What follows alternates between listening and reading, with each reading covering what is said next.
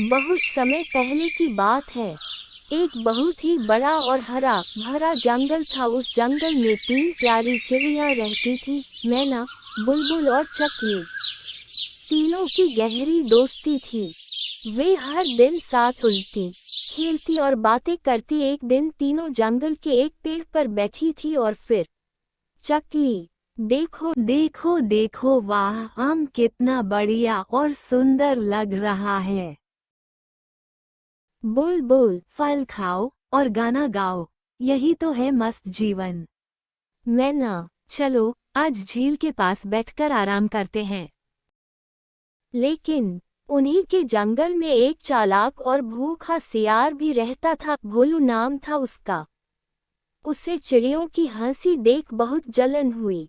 भोलू, सियार धूर्त आवाज में, हे, अगर मैं इनको बेवकूफ बना दूं, तो रोज मलाई खाऊंगा और आराम भी करूंगा। भोलू ने चश्मा और टोपी लगाया और बना साधु अंधा सियार। भोलू, नमस्ते बहनों, मैं अब मांस नहीं खाता और अब मैं बूढ़ा हो गया हूँ, दिखाई भी कम देता है और फल खाता हूँ, शांति ही मेरा धर्म है। बुलबुल, ओह, इतने अच्छे इंसान तो नहीं है, सियार है आप। भावुक होकर, ओह कितना अच्छा इंसान। नहीं नहीं, सियार है आप। चकली, लगता तो भोले से हो, चलो हमारे साथ बैठो। मैना, धीरे से, पता नहीं क्यों, लेकिन मुझे इस पर भरोसा नहीं है। धीरे धीरे सियार ने सबका भरोसा जीत लिया और फिर शुरू की अपनी चालाकी। भोलू, मैना और बुलबुल बस तुम्हारा फायदा उठा रही हैं। भोलू, चकली तो कहती है तुम बस गाना गाती हो, काम नहीं करती। भोलू, ये दोनों कहती हैं तुम हुक्म चलाती हो, करती कुछ नहीं। चिड़िया आपस में बहस करती हैं। चकली, मैंने सबसे ज्यादा काम किया है। बुलबुल, तो क्या, मैं भी दिन भर गाती हूँ, सबका मन बहलाती हूँ। मैना, अगर मेरी योजना न होती तो हम यहाँ फल भी न खा रहे होते। भोलू को मिला मौका, वह आराम से फल खाता और मुस्कुराता। एक दिन मैना ने भोलू को चोरी से फल खाते देख लिया।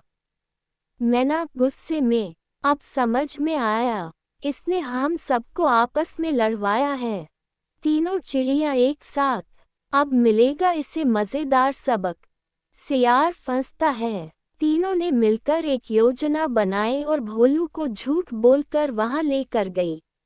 चकली, भोलू भाई, वो सबसे मीठे बेर गुफा के पीछे हैं। भोलू ललचाकर, अरे वाह, अब तो मजा आ गया।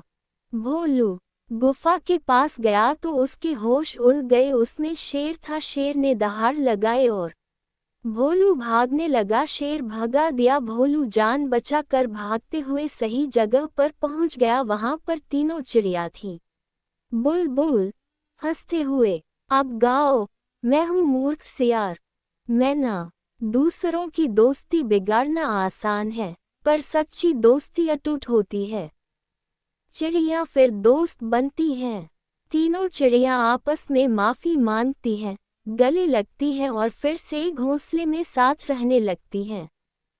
तीनों मिलकर, हमारी दोस्ती सबसे मजबूत है।